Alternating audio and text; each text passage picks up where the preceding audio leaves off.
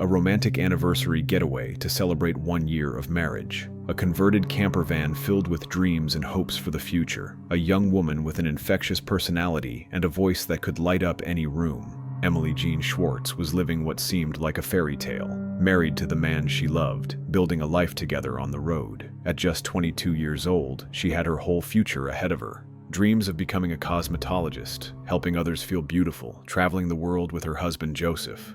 But what seemed like the perfect love story would soon turn into a nightmare that fooled no one, except perhaps Emily herself, until it was too late. On Monday, October 18th, 2021, at approximately 6 p.m., a 41-year-old tattoo artist named Joseph Ferlazzo returned alone to Northfield, New Hampshire. He had just completed what was supposed to be a romantic anniversary trip to Vermont with his 22-year-old wife, Emily Jean Schwarz. But Emily wasn't with him. Joseph told his in-laws a story that would immediately raise red flags. He claimed that he and Emily had gotten into a heated argument in a parking lot near Bolton, Vermont. According to Joseph, Emily had stormed off, telling him she was taking an Uber back to New Hampshire. He said he waited for her, searched for her, but she never returned. Emily's mother, Adrienne Bass, and stepfather, David Bass, knew immediately that something was terribly wrong. The weekend before the trip, Adrienne had felt an overwhelming sense of danger, a mother's intuition that her daughter was not safe. 3 days later, on October 19th, 2021, just past midnight,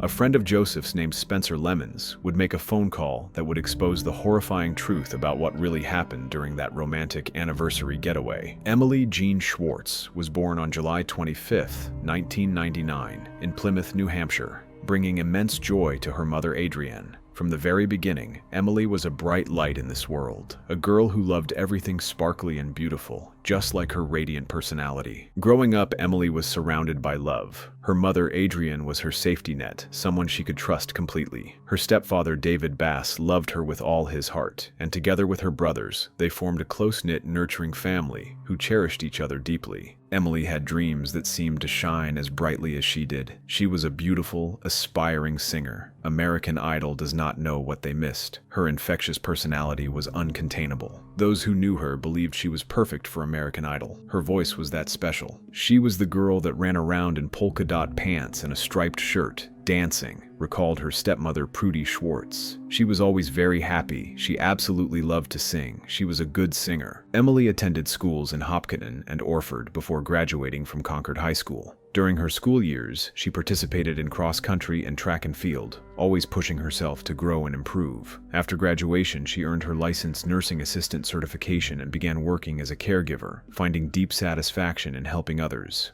But Emily's ultimate dream was to become a cosmetologist. Emily's dream was to become a cosmetologist and to help make people feel good about themselves, something she herself struggled with from time to time. Even when she faced her own challenges with self-confidence, Emily wanted to help others feel beautiful. The things that brought Emily joy were shopping at the mall, turtles, her cat Oreo, and her dog Remy. She always made time for shenanigans with her best friend Lauren, which typically involved bikinis in the summer at Hampton Beach. With her family, she experienced many adventures: camping, trips to Acadia, hiking, and rock climbing. In her spare time, she delighted in dressing up and volunteering at the New Hampshire Renaissance Fair. Even in her darkest moments, her hope and determination to survive shone brightly. She always persevered and fought for what was right. During the COVID-19 pandemic in 2020, Emily's life took what seemed like a romantic turn. She married Joseph Anthony Ferlazzo, a tattoo artist who was 19 years older than her. The couple purchased a converted bus that became both their home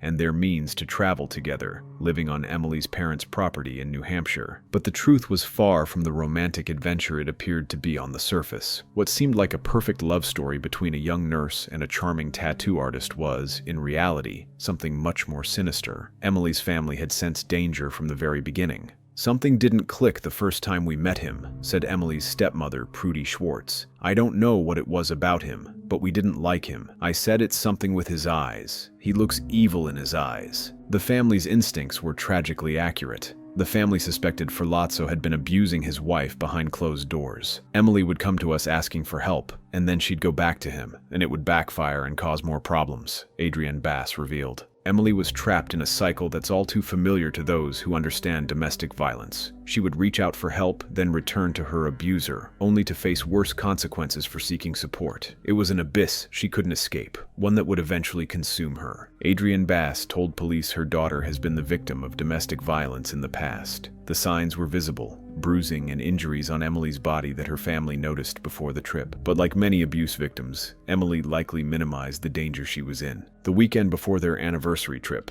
Adrienne Bass experienced something that would haunt her forever. The weekend before they left, I had feelings, senses that there was something wrong with him. I didn't like their relationship or how it was going. I felt, as a mom, my daughter was not safe. The weekend before they went away, we were sitting at a restaurant having lunch with them to celebrate their anniversary, Bass recalled. I can't describe his behaviors or his mannerisms, but I froze. There was a very strong, overwhelming feeling that my life was in danger from him. A mother's intuition warning her that her daughter was walking into mortal danger, but Emily, like so many victims of domestic violence, was unable or unwilling to see the full extent of the threat she faced. On Friday, October 15th, 2021, Emily and Joseph set off for what was supposed to be a romantic celebration of their first wedding anniversary. Things looked hopeful that day as the couple drove in their converted Chevrolet Express bus, the same vehicle that served as both their home and their means of transportation. They lived in this converted camper on Emily's parents' property in Northfield, New Hampshire. Emily sent videos of what appeared to be a scenic drive to her family, capturing the beautiful fall foliage as they traveled a little more than 2 hours to Bolton, Vermont. Bolton was a picturesque rural town nestled in the western foothills of the Green Mountains, 30 miles east of Burlington and the shores of Lake Champlain. It was the perfect destination for a romantic anniversary getaway. The couple had booked an Airbnb property where they could park their camper van for the weekend celebration. Joseph's sister and her boyfriend had rented a nearby Airbnb, making it a family affair. Everything appeared perfect on the surface. A young couple celebrating their love in the beautiful Vermont countryside during peak fall foliage season, surrounded by family. But beneath this idyllic exterior, danger was brewing like a storm about to break. According to Joseph's later confession to police, he and Emily arrived in Bolton between 7 and 8 p.m. on Friday evening.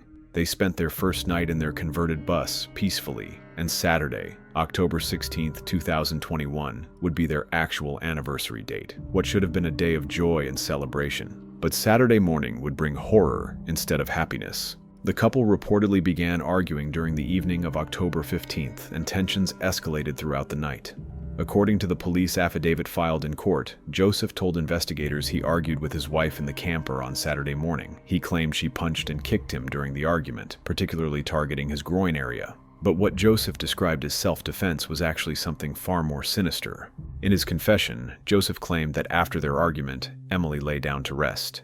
But instead of letting the moment pass, instead of walking away or seeking help, Joseph made a calculated decision that would end Emily's life forever. According to Joseph's own confession to police, he waited 5 to 10 minutes after Emily lay down. Then he retrieved his Glock 19 pistol, jumped on top of his defenseless wife, and shot her twice in the head as she lay there. The forensic evidence would later reveal the true brutality of what happened in that cramped camper. Emily had been shot twice in the head, and investigators found that Joseph had used a red throw pillow during the shooting, likely to muffle the sound of the gunshots. A fired bullet found inside the camper had fabric embedded in the nose cavity, fabric believed to be from that red throw pillow. Emily Jean Schwarz, the young woman who dreamed of helping others feel beautiful, who loved to sing and wanted to travel the world, was dead at 22 years old, killed by the man who had promised to love and protect her on what should have been one of the happiest days of their lives. But Joseph's horror was just beginning. In a display of chilling callousness that would shock even seasoned investigators, Joseph placed a garbage bag over Emily's head and dragged her body into the cramped bathroom of their camper van. Then, as if nothing had happened, he prepared to go have breakfast with his sister and her boyfriend. He sat across from family members at breakfast, making conversation, acting the part of a loving husband whose wife was simply sleeping back at the camper. His sister and her boyfriend had no idea that Emily's body was lying in garbage bags just miles away. After breakfast, Joseph returned to the camper and made a decision that would expose the true depths of his depravity. He drove the camper from Bolton to a friend's property in St. Albans, about an hour's drive northwest. There, approximately 12 to 15 hours after the shooting, he would commit acts so horrific that they would haunt investigators for years to come. Using a hand saw that he kept behind the driver's seat, Joseph dismembered Emily's body with methodical precision. He cut off her feet, legs, arms, and head, placing each body part into separate black plastic garbage bags. The medical examiner would later discover that Emily had been stabbed 18 times post-mortem, wounds inflicted after she was already dead, suggesting a level of rage and hatred that went far beyond the supposed self-defense Joseph would later claim. Investigators found Emily's engagement ring in a cup holder inside the bus, covered with a reddish-brown substance that was later determined to be blood. They also located a knife inside a butcher's block in the camper, which had reddish-brown stains on the blade. The entire horrific scene took place in the confined space of their camper van, the same vehicle that was supposed to represent their dreams and adventures together. What had been their home, their sanctuary, their symbol of freedom and love, had become Emily's tomb. Throughout this entire process, Joseph showed no emotion, no remorse, no recognition of the magnitude of what he had done. He treated the woman he had once claimed to love like discarded refuse, methodically disposing of her body as if she were nothing more than garbage to be thrown away. After committing this unspeakable act, Joseph began an elaborate and calculated charade designed to cover his tracks. With Emily's dismembered remains sealed in 8 black plastic garbage bags in the bathroom of their camper, Joseph drove the vehicle to a friend's property on Meadowbrook Lane in St. Albans, Vermont, where it would remain hidden while he concocted his lies. But Joseph's cover-up went far beyond simply hiding the body. For 3 days, from October 16th through October 18th, 2021, he engaged in a systematic deception that would have been almost impressive in its thoroughness, if it weren't so utterly reprehensible. During this period, Joseph sent numerous text messages and made several phone calls to Emily's phone, creating a false narrative that he was frantically searching for his missing wife. The messages were designed to make it appear as though he was genuinely concerned about Emily's whereabouts and desperately trying to contact her.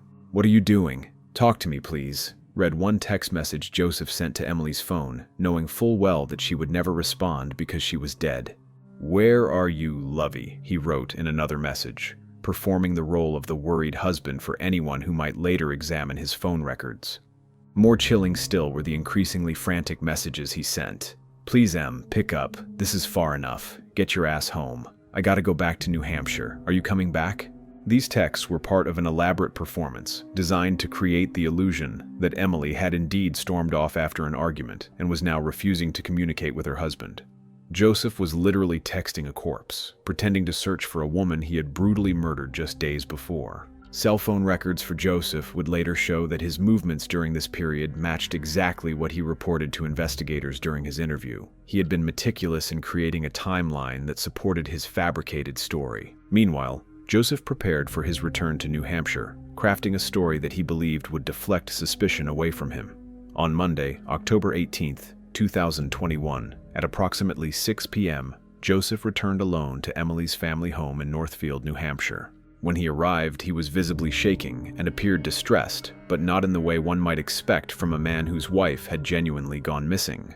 Emily's mother, Adrienne Bass, immediately noticed something was wrong with his demeanor. "When he handed me her license, that was very strange," Adrienne Bass recalled. At first, she interpreted his shivering and shaking as a result of being cold from riding his motorcycle from Vermont to New Hampshire. But something deeper was troubling her, a mother's intuition that was screaming danger. Joseph then delivered his carefully rehearsed story to Emily's parents. He claimed that he and Emily had gotten into a heated argument on Saturday in a parking lot in Bolton. According to his version of events, the argument had escalated when Emily tried to leave, and he restrained her, leading her to kick him in the groin. He said he then left to go to a nearby store, and when he returned, Emily told him she was going to get an Uber back to New Hampshire. Joseph claimed that was the last he had heard from her. He said he waited around, searched for her, tried calling and texting, but she never responded. Eventually, he claimed, he gave up and drove home alone, expecting to find Emily there waiting for him. But Emily's parents didn't believe a word of it. Adrienne Bass told police that her daughter had been the victim of domestic violence in the past. She had seen scratches and bruises on Emily's body and knew of 3 or 4 previous incidents where physical altercations had occurred between Emily and Joseph. The family had been afraid of Joseph for some time, suspecting that he was abusing Emily behind closed doors.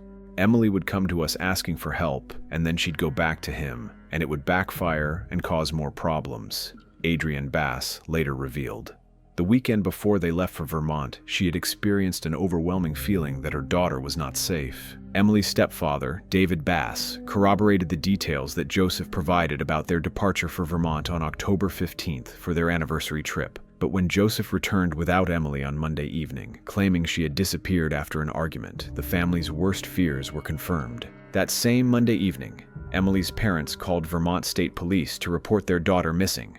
They didn't wait to see if Emily would show up on her own. They knew immediately that something terrible had happened. Vermont State Police issued a public notice asking for help in finding both Emily and Joseph, as he was considered a person of interest in her disappearance. Meanwhile, investigators began tracking down the couple's camper van, which Joseph had claimed Emily had left behind when she supposedly took an Uber. The police were able to locate the camper at the St. Albans property, but by then Joseph had already returned to New Hampshire. Officers began surveillance of the vehicle, while simultaneously searching for Joseph to question him about his wife's whereabouts. What they didn't yet know was that Emily's dismembered body was sitting in garbage bags inside the very camper they were watching. Joseph had been so confident in his cover-up that he had simply left the evidence behind, believing his story about Emily's disappearance would be accepted without question. As the investigation intensified and police closed in, Joseph became increasingly desperate. He tried to get his friend Spencer Lemons to drive him back to Vermont, presumably to retrieve or better hide the evidence of his crime. But it was during this desperate attempt to return to the scene that Joseph's carefully constructed web of lies would finally unravel. For 3 days, Joseph had maintained his charade, sending fake text messages, telling elaborate lies, and playing the role of the concerned husband. But his performance was about to come to a dramatic and devastating end. Just past midnight on October 19, 2021, a man named Spencer Lemons made a phone call that would change everything. Spencer was a friend of Joseph's who had agreed to give him a ride. According to an affidavit, Joseph told him it was because Emily was inside and that she was not alive. Lemons asked if he'd killed her, and Joseph replied, yes. At that point, Lemons said he kicked Joseph out of his car and called the cops. Spencer had been driving Joseph toward the camper van when he noticed state troopers watching the vehicle. When Spencer asked why police were there, Joseph's response was chilling. Spencer told the authorities that Joseph had confided in him and confessed to murdering Emily. Not only that, he had also informed him about the location of the remains. Spencer immediately kicked Joseph out of his car and called 911. This friend's moral courage and quick thinking would bring justice for Emily Jean Schwarz. Upon finding her remains at the camper, the police located the suspect inside a Maplefield store in St. Albans, Vermont. Detective Sergeant Amy Nolan found Joseph at a gas station and brought him to the state police barracks in St. Albans. Once in police custody, Joseph Ferlazzo confessed to murdering his wife. But even in his confession, he tried to paint himself as the victim. Joseph Ferlazzo told police he argued with Emily Schwarz Ferlazzo on Saturday, and she was hitting and kicking him, particularly in the groin, Voris wrote. The fight ended with Emily Ferlazzo going to lie down. Joseph Ferlazzo waited 5 to 10 minutes, got his Glock 19 pistol, jumped on top of his wife, and shot her 2 times in the head, he told police. As soon as I put the vehicle in park, my wife went completely berserk, like psychotic, and I shot her, Ferlazzo said in his videotaped confession. But his story had holes that investigators would soon expose. Joseph claimed Emily had been drinking alcohol the night of the murder, but toxicology reports would later show she had no alcohol in her system. He claimed she was attacking him, but the forensic evidence told a different story. After breakfast, Joseph Ferlazzo Jr. moved the camper to another location and then proceeded to dismember his wife, cutting her feet, legs, arms, and head from her body with a handsaw and putting each body part into a separate garbage bag, he told police. When police searched the camper, they found exactly what Joseph had described. Emily's dismembered remains in 8 black plastic garbage bags in the bathroom, along with the Glock 19 pistol and the handsaw used in the crime. As investigators dug deeper into the case, they uncovered a disturbing pattern that extended beyond just this single horrific act. This was not the first time a member of Joseph Ferlazzo Jr.'s family met a violent death. In 2009, His stepmother, young Lim Ferlazzo, was stabbed to death at her home in Upper Gwynedd Township in Pennsylvania in October of 2009. His father, Joseph Ferlazzo Sr., was questioned by police, but the case remains open, according to authorities. The investigation also revealed that Jansch said that Ferlazzo had been physically and verbally abused immediately after the two married in October 2020. Joseph's defense attorney would later claim that he had been the victim of abuse in the marriage, but the evidence suggested otherwise. Forensic examination revealed the true extent of the violence Emily had endured. Former Chief Medical Examiner Dr. Stephen Shapiro told jurors that Emily Ferlazzo had been shot twice in the head and had been stabbed 18 times post-mortem. 18 stab wounds inflicted after Emily was already dead. This wasn't self-defense or a crime of passion. This was an act of pure rage and hatred. The investigation also uncovered Joseph's attempts to create an alibi. Following Emily Ferlazzo's death, her husband sent numerous text messages and made several phone calls over the course of 3 days, beginning on October 16, 2021, in an attempt to cover up his crime as if he were looking for her. For 3 days after murdering his wife, Joseph had been sending messages and making calls, pretending to search for Emily, knowing all the while that her dismembered body was rotting in garbage bags in their camper van. Joseph Ferlazzo pleaded not guilty to the charges against him and decided to take the matter to court. Despite his detailed confession to police, Joseph maintained his innocence and claimed self-defense. The trial began in December 2024, nearly 3 years after Emily's murder. During the proceedings, Joseph took the stand in his own defense, claiming that Emily had threatened him and that he feared for his life. "I was holding my Glock and she started coming up at me, and I just fired," Ferlazzo testified. But Chittenden County State's Attorney Sarah George said the jury did not believe this claim and were not able to match Ferlazzo's statements with evidence presented during trial. After hearing the testimony, it took the jury less than 2 hours to reach a guilty verdict. On December 13, 2024, Joseph Ferlazzo was found guilty of first-degree murder. On April 24, 2025, Joseph Ferlazzo appeared in court for sentencing. Even facing the consequences of his actions, he continued to blame Emily for her own death. "Emily was my whole world, and she convinced me that I was in jeopardy. I reacted too aggressively and has been the worst mistake in the history of my time," Ferlazzo said, addressing the court. Vermont Superior Court Judge John Pasht sentenced Joseph Ferlazzo to 42.5 years in prison, calling the circumstances of the crime extremely aggravated. In January 2023, he was also ordered to pay Emily's family $1.5 million in a civil wrongful death lawsuit. Emily Jean Schwarz was more than a victim of domestic violence. She was a daughter, a friend, a dreamer who wanted to make the world more beautiful. Her best friend Lauren Echelberger honored Emily's memory during the sentencing hearing by playing a song she had written after Emily's murder. The courtroom heard not just about the horror of Emily's death, but about the joy, laughter, and love she had brought to everyone who knew her. As she was taken from this world too soon by domestic violence, in lieu of flowers and cards, the family is requesting donations be made online to the New Hampshire Coalition Against Domestic Violence in her memory. Emily's family has worked tirelessly to ensure that her story raises awareness about domestic violence. They want other young women to recognize the warning signs that Emily may have missed or minimized. Don't feel like you have to keep going back to your abuser to think you can change them or things are going to get better. This is the message Emily's loved ones want to share, that no one deserves to live in fear and help is always available.